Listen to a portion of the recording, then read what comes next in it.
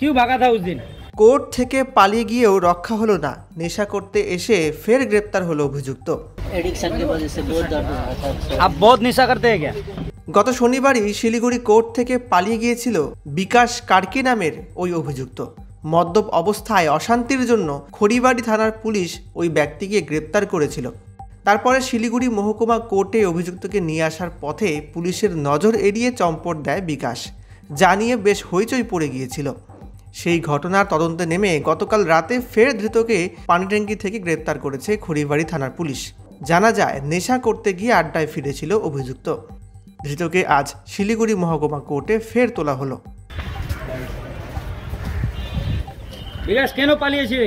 क्यों भागा था उस दिन? चल क्या कारण था भागने का? क्यों कोर्ट से भागा था? बोल क्या बोलना बोल, अंदर से बोल। क्या हुआ था, क्या कारण है उस दिन भागने का?